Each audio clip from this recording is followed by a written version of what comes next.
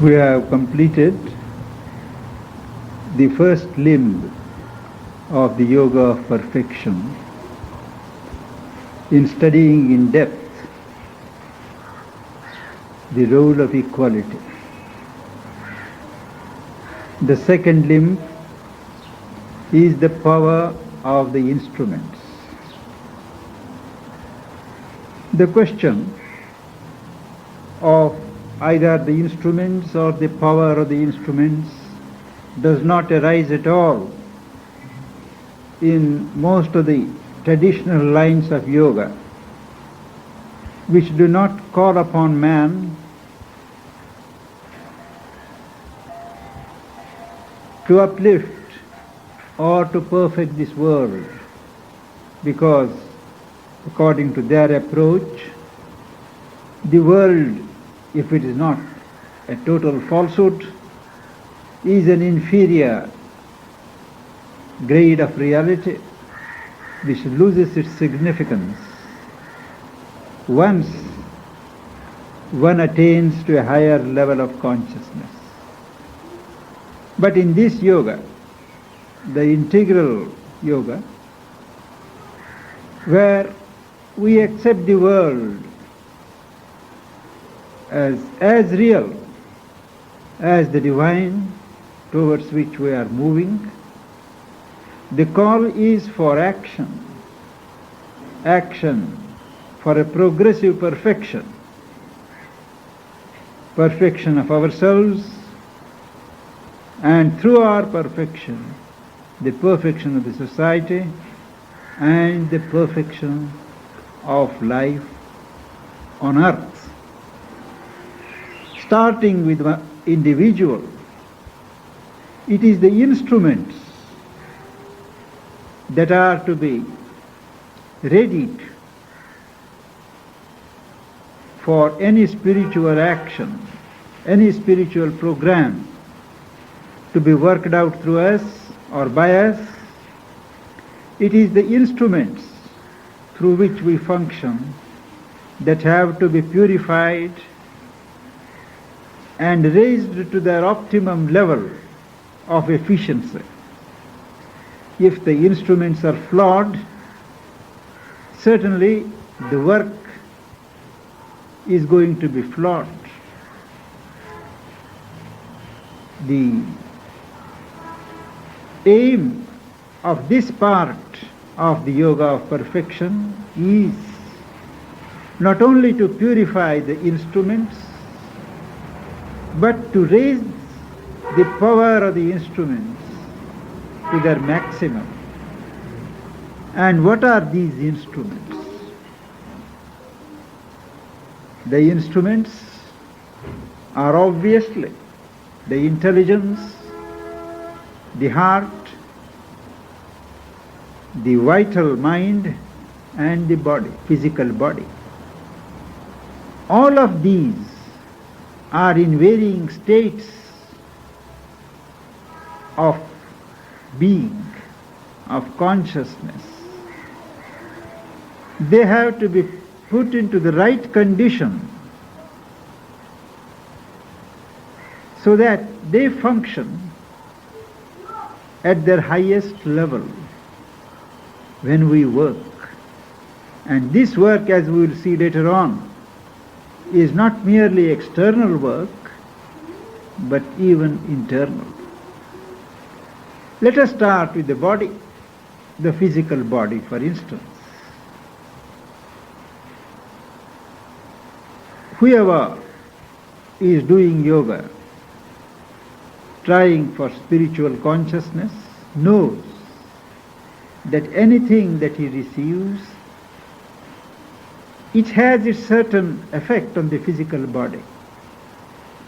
And the very fact that the body receives the vibrations of the higher consciousness, it has its results around the individual. So the state of the body determines to a certain extent not only the state of reception of what one gains from above or from within, but also in the spiritual radiation of what is received. The body has its natural limitations. In addition to these limitations, the body has its own habits,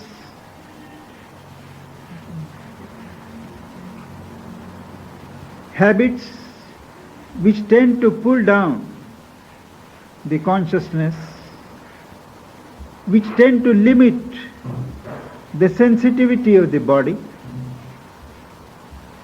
or oppose the tendency to go within or go above, upwards, by a pull always downwards.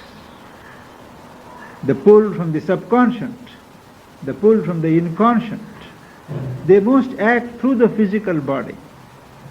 So apart from its natural limitations, the body at a certain level is a storehouse of certain habits, regressive habits, which pull down, exert a constant pull on the being which aspires to go beyond.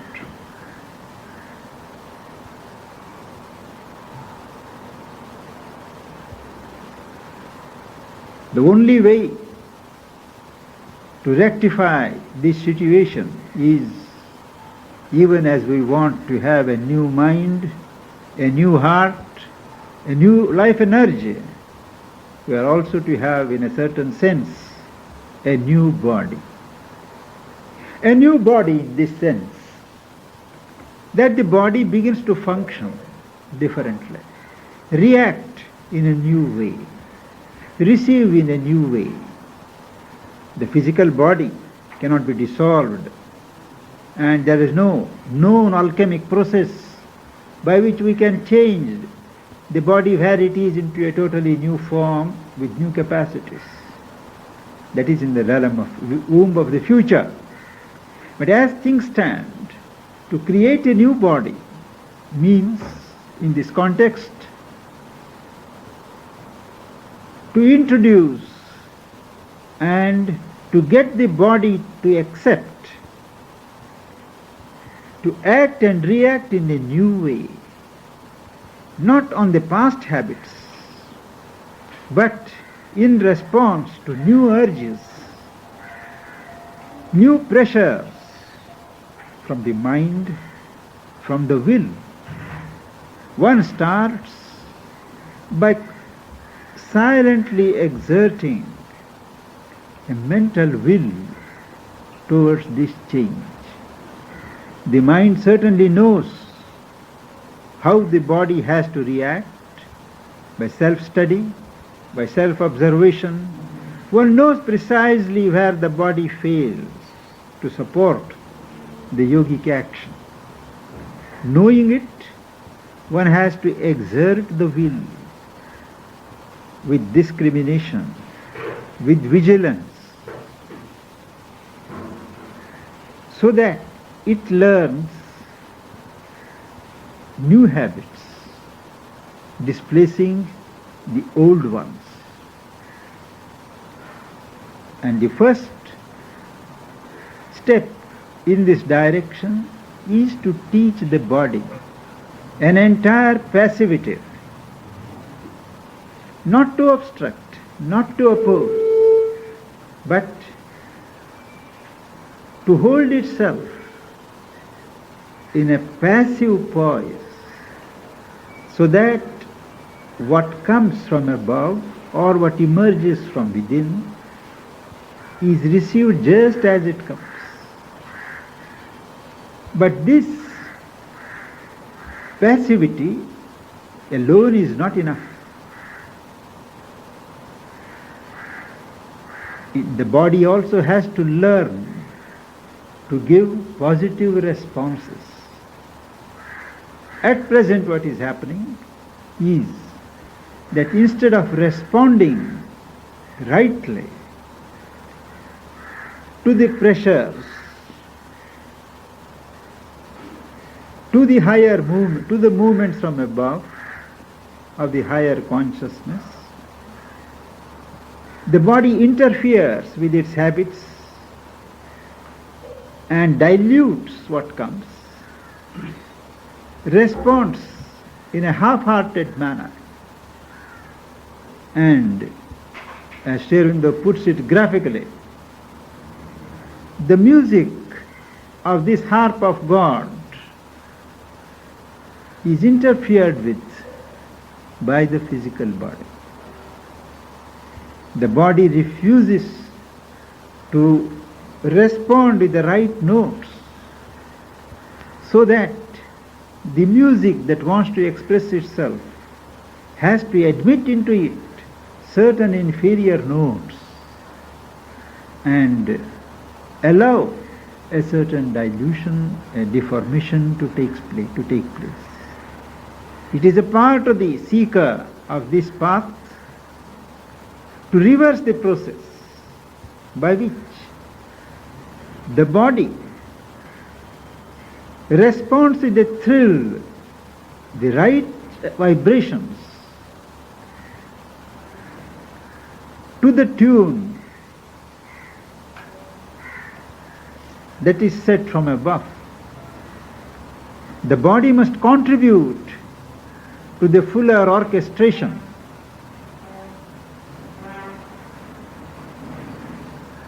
And that, by that process, the music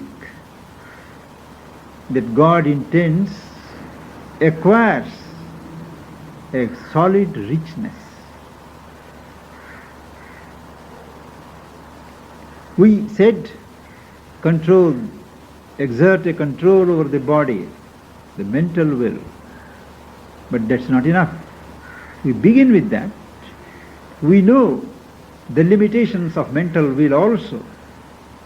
And once the full capacity of the mental will is used, and we find the mental will cannot do further, then the mental will has to yield to a still higher will, the will of the spirit, the will of the soul, ultimately the will of the supramental. But to that we come later on. As the higher will, the will higher than the mental, starts exerting itself, the body has to acquire the necessary strength to sustain the action of this higher will with its attendant force. The normal body is not able to hold, much less sustain the action. The body needs to be prepared. The body needs to be acclimatized to higher and still higher charges of the spiritual will, so that it may not spill what comes, it may not shake and get restless and render the action, render the higher action ineffective or less effective. This capacity to hold without shaking, that is a thing that must be acquired if we mean to get the body to cooperate in the integral fulfillment. There is a classic phrase in the Veda where they speak of how an unbaked jar splits asunder when the divine ecstasy, the divine beverage is poured into it. The delight, what they call the soma. Unless the clay has been heated and subjected to the proper culturing and has been made to acquire the right consistency, it cannot hold the inpouring of the divine delight. So it's an unbaked jar. That is a classic example of one who somehow opens himself to the higher forces of yoga without preparing himself at the physical level. There is either a big illness, an accident, or mental derangement.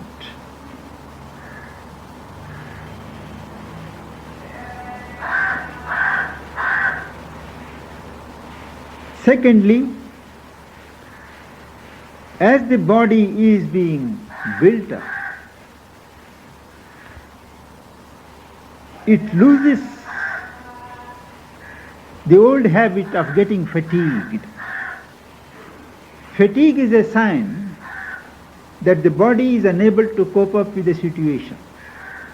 Either it has been overworked or it is not accustomed to respond in the manner that is expected of it. When the body stops getting fatigued, it is a sign that the body is picking up, that the body is learning the new habits, the new ways. So each part of the body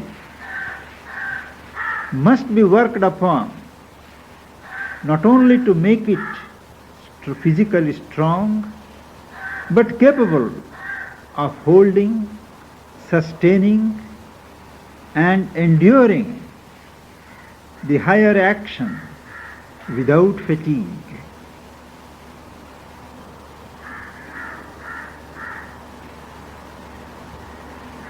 And Sri Aurobindo emphasizes that it is not muscular strength, it is not a physical force after all that decides things.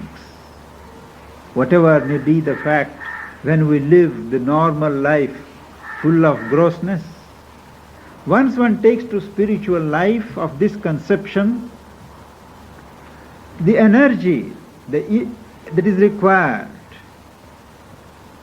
or that the higher consciousness pours into the physical body, is not the outer energies with which we are familiar,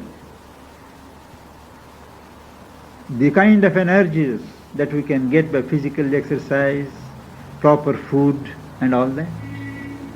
But there is around us a sea of life force, prana shakti as they call it in Indian tradition, which really sustains the physical energies. The physical energies are fed by the subtle life energies, the currents of prana, the currents of life force. It is they which keep the physical energies moving and alive. It is one of the aims of yoga to tap this reservoir of life force in the universe. The more one is able to draw, normally the body has its a certain balance. It receives some things, and what it cannot hold, it just does not receive. The outer life energies, they try to get in, but when they find that the body is reluctant, they just don't enter. But it is the part, it is the work in the early part of sadhana of many of the seekers in the traditional yogas to open channels of communication with the surrounding life force, prana shakti. Those who don't do yoga, they do it by increasing the physical energies and the demand of the physical energies on the life force through exercise and all normal, usual physical means. But in yogas like the Hatha Yoga or the Raja Yoga.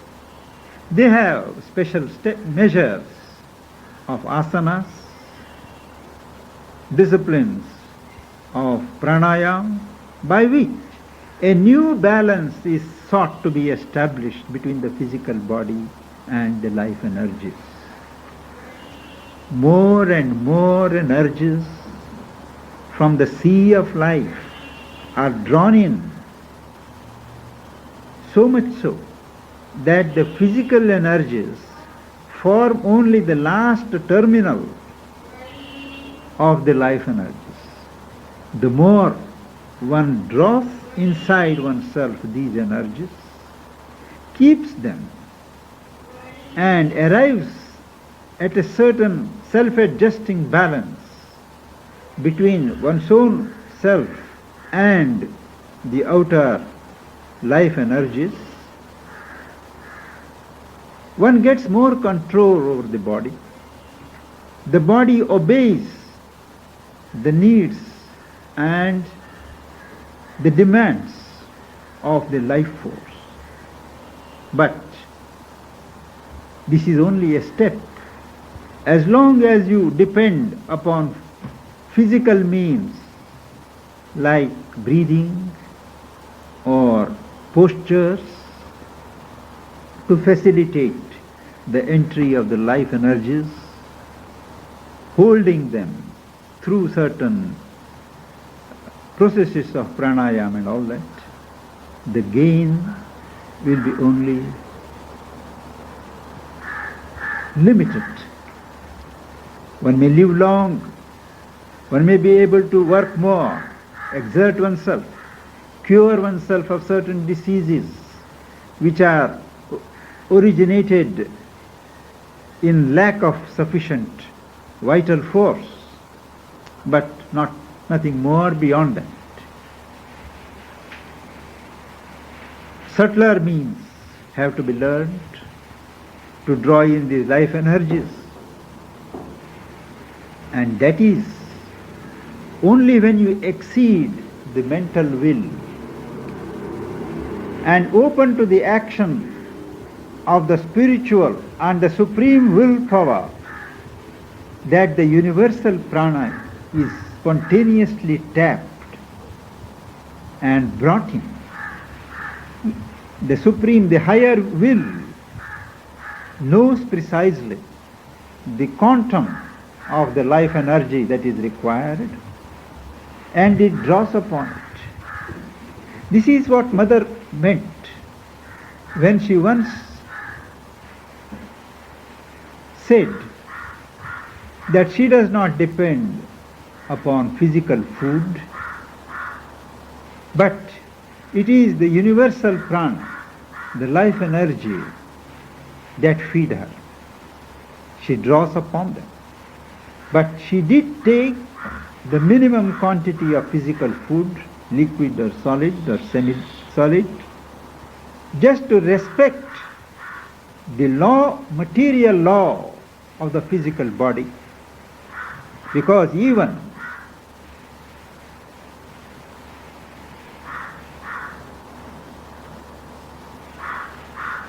a divine person, a supremely advanced person in consciousness, respects the laws of the environment, laws of creation, till those laws are changed. Sri Aurobindo explained in his letters how even an avatar will not break the rules of the game unless he first changes the rules. He changes the rules, establishes new rules, and in observing the new rules alone, the old rules are given the go-by. This is incidental.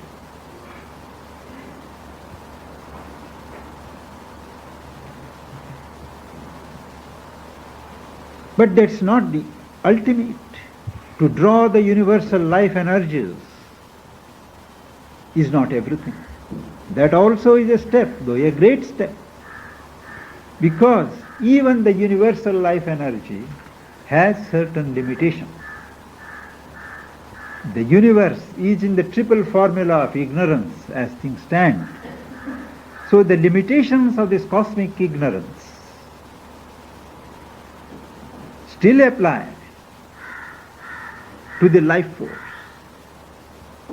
It is as we approach the Gnostic levels, the Gnostic will, the higher will approaching the Gnostic, it draws from still higher levels. There is, Sri Aurobindo points out, what is called a supramental life force, which is not subject to the limitations of the present universal life force. And when the supramental will is made active and made to function in ourselves, that supramental pranic shakti is set into action in ourselves.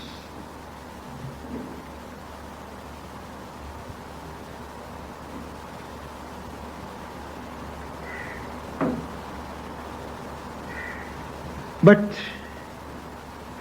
all this we accept because someone who has this experience, who has this realization, says that all these things are there. We must have that faith. Faith in the knowledge that is given, faith in the capacity of the body to change, to receive, and to sustain the action of the progressively higher and higher forms of the consciousness force. We start with this faith. Man is a mental being, and the faith is first mental. But it is always combated by the opposite faith. The body protests. The life, the vital also shows its incapacity to go beyond a certain level. It throws doubts. The physical mind also has its own doubts. So this obstinate habit of doubting the ability of the body to hold and sustain, the ability of the mind and the other instruments to change and recast themselves, this is a constant tussle that is going on between the higher will and the will of inconscience. For a long time, this struggle continues.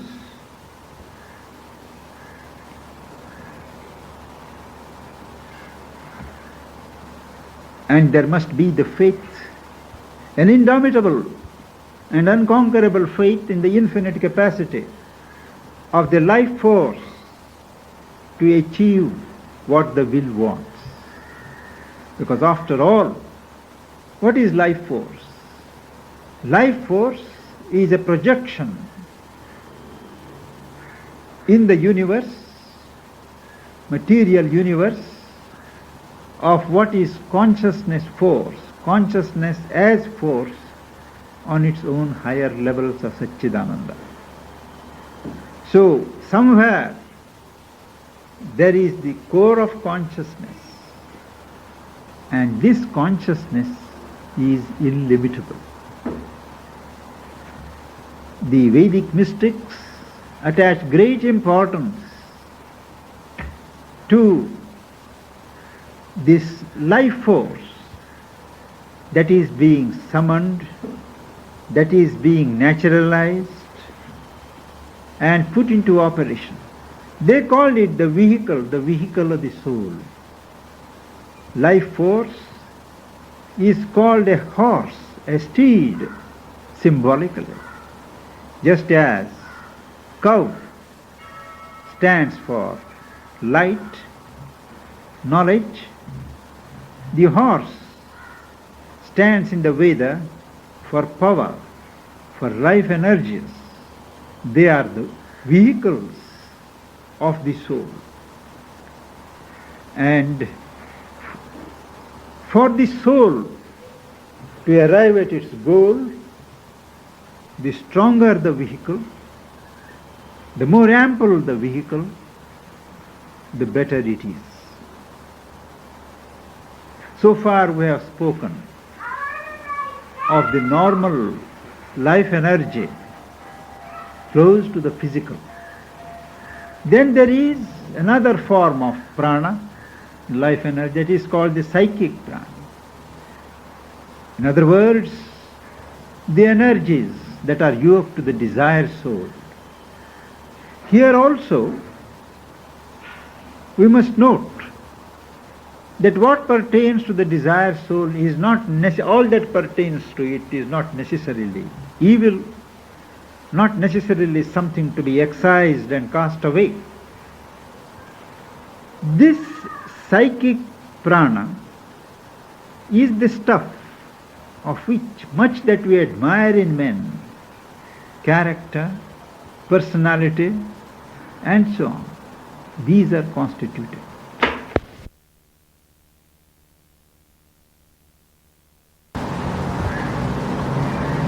The desired soul has its own right. There is something in our being which has a right to possess and to enjoy.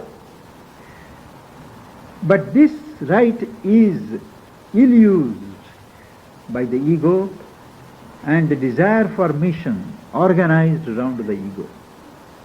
The yogin has to take steps to purify this life energy by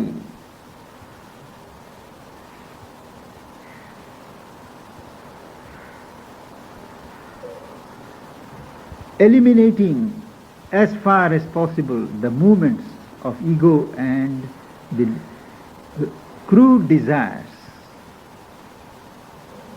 The right of the soul to possess and enjoy comes into its own only when this purification has been effected. It is not enough that one is pure. A negative purity is not enough. One must cultivate.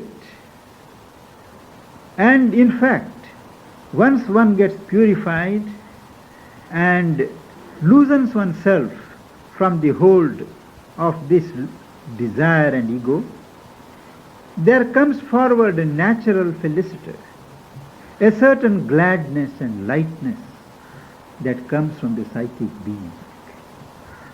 Wherever the psychic is there, these things, lightness, felicity, joy, a sweetness, these are all there. But they are veiled by the crudities of our normal desire self, desire soul. Once these things are removed, these gladness, felicity, sweetness, they come to the fore. And the yogin is asked to cultivate, to stamp his movements with a minimum of equality. No undue joy when things are done, no depression at all when things are not. There has to be a certain equanimity. It is only in conditions of equanimity that the psychic prana can come to its optimum, and these things that I said of the qualities of the soul can begin to emerge.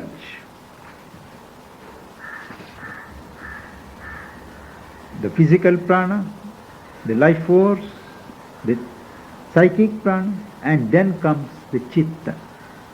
Chitta is the emotional and the pure psychic being. When I spoke of this desire being, this pure psychic being is free from the least shadow of vital or the lower vital desire. Here again, this chitta or the emotional and the pure psychic stuff in us, it has to be subjected to a certain purification and processed through equality.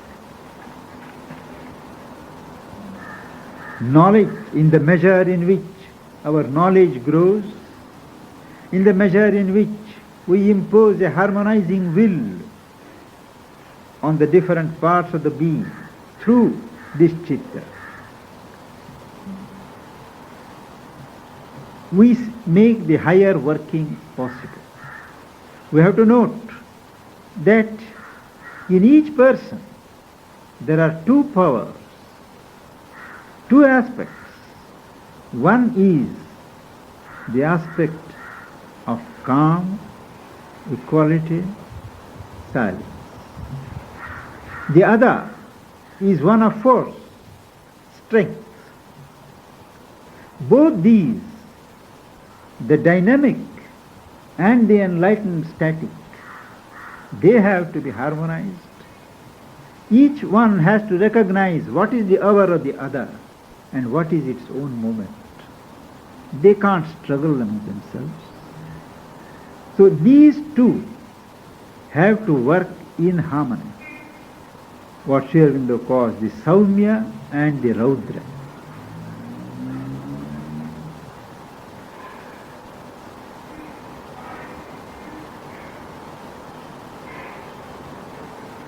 If we are so made, or allow ourselves to be so made, that we will only be calm and quiet and enjoy the felicity, not for us is the integral perfection. If we are only impetuous, dynamic, without knowing something of peace, something of equality or equanimity, for us also the integral perfection is not meant. We must recognize the claims of both, harmonize them, and only then the basis is laid for the supreme perfection. And thereafter, Sri Aurobindo speaks of faith not only in our capacities, not only in our destiny, not only in the existence of the reality, but faith in the universe, that there is a universal good.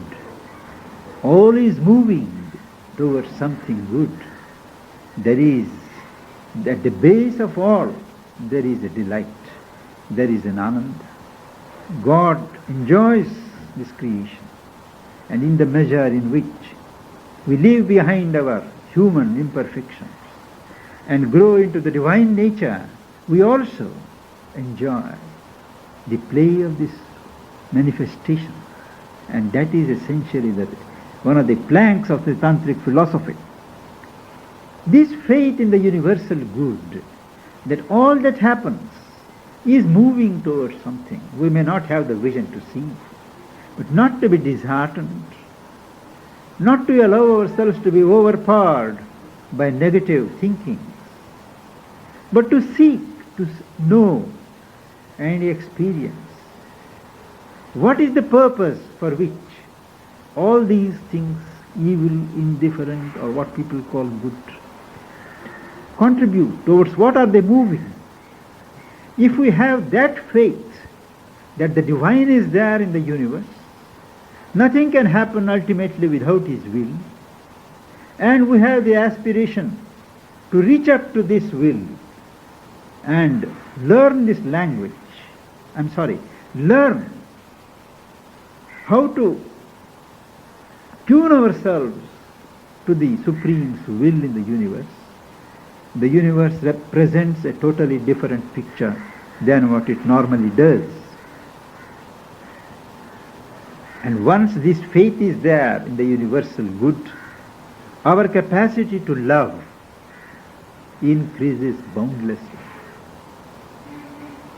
In everyone there is the bud of love. How far it blossoms, it depends upon his evolution. For one who believes that there is a good, universal good, that God is there, the divine presence is there everywhere, there is a spontaneous movement of love. And this movement spreads overspreads and ultimately overpowers the individual. So he himself becomes only a sea of love. Last, there is the buddhi, the intelligent will. That too has to be subjected to the discipline of purity, not insisting upon its own notions, own conclusions, own processes, but to convert itself into a clear mirror, a reflector of the higher knowledge. When the mental buddhi understands the will and intelligence, accept this role and consent to do no more than reflect the higher knowledge, function in a certain flexibility, not hesitating to give up their own likes and prejudices and dislikes, the buddhi too starts participating in this movement of the purification and the perfection of the instruments. All these instruments have to be harmonized. It is a discipline, a whole-time discipline in itself, and it is there that the awakened mind has to play a great role. We have to be watching ourselves. The mind has to watch itself, watch the various movements in the system, acquire more and more knowledge of the self. And what we know, we have to practice. And this practice is the sadhana, is the abhyasa, is the yoga. Thus, from the physical body up to the higher will, in the highest levels of the mind that we have attained, all these instruments tied up with each other, they have to be processed through purification, equality, faith, a certain psychic gladness, capacity for love.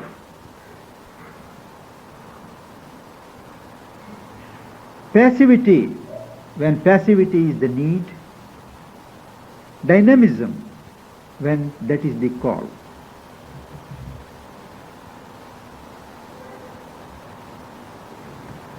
There was a question about the early part of the chapter where you described the physical, the work in the physical, and the relationship between that and the component universal, when you were talking about money, taking that energy. What I want to know is the vehicle or the means by which that comes into the physical body. Is that focused in the subtle physical? Yes. Subtle physical. We have around our physical body a subtle physical envelope. So that is the channel through which the universal life energies flow into us or are checked. When this subtle physical envelope is weak for any reason, then those energies can't come in.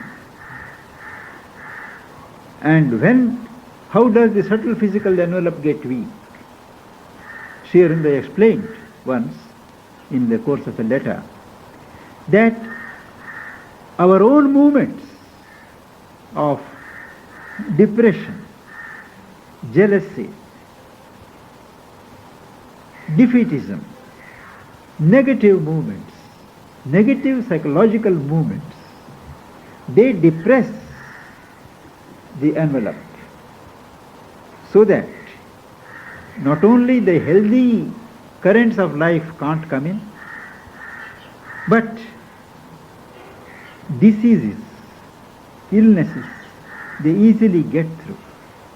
So he explained that TB, for instance, is more a disease, psychological disease, because the origin, whatever may be the subsequent physical development, the origin is long periods of depression, mental depression.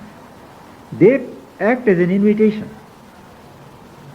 to these deficiency diseases. The subtle envelope gets shrunk, weak, but movements of cheerfulness, movements of joy, whether that joy is meritful or sinful is another matter. See, they have an effect of strengthening the subtle physical envelope. From that point of view, positive movements, confidence, faith, dynamism, these build up a powerful envelope which attracts life energies, keeps out the inferior energies. So it is this subtle physical envelope, what the theosophists call the astral envelope, that plays the great role in this relation. What is personality? Personality. Personality is a formation put forward by the soul which is inside on the surface through the instrumentality of mind, life, body. The soul comes with a certain experience. It wants to gain another kind of experience.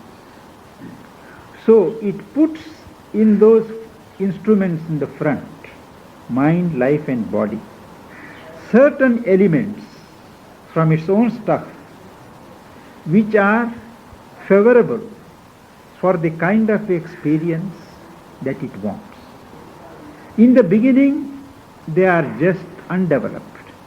But as one grows, these elements which have been put there, they start getting shape.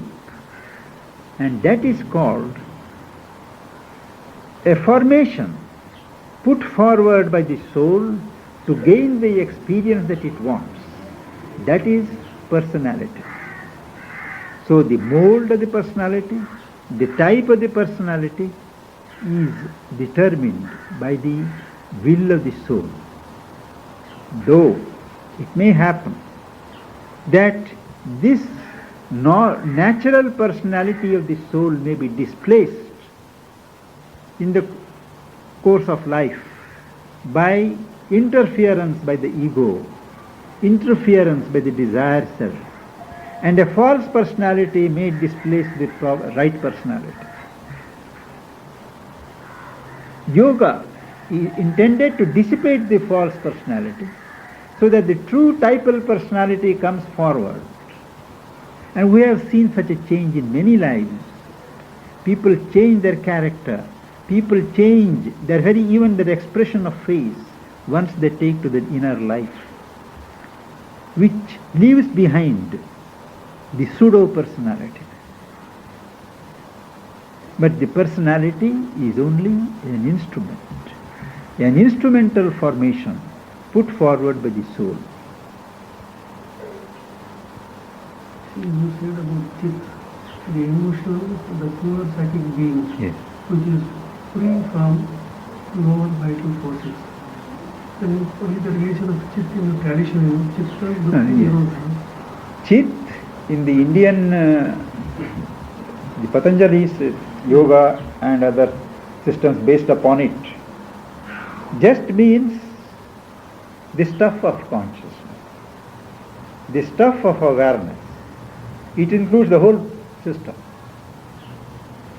That stuff may be in the mind, maybe in the emotions, maybe in the life force, all that is bundled together as chitta. But Sri Aurobindo does not go that far. He says chitta is really the stuff of mental consciousness. He confines it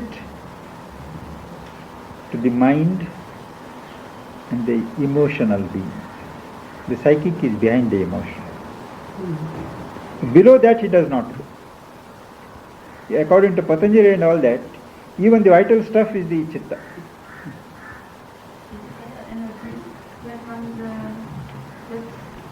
When one tries to accept the higher divine will, then automatically those energies which from it they Yes. come, then doesn't need to further. No, the higher consciousness brings with it its appropriate energies.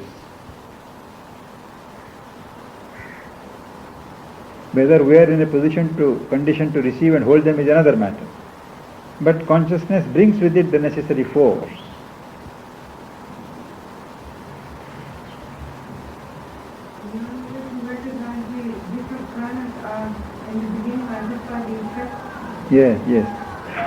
Yes. By observation, making mistakes, learning things. This is what Sri Aurobindo says, self-observation, self-knowledge, self-modification.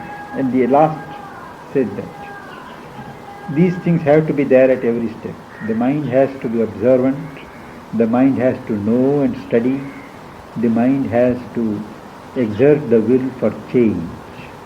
And this is the practice, the yogic sadhana that is demanded of the seeker in this part of the yoga of self-perfection.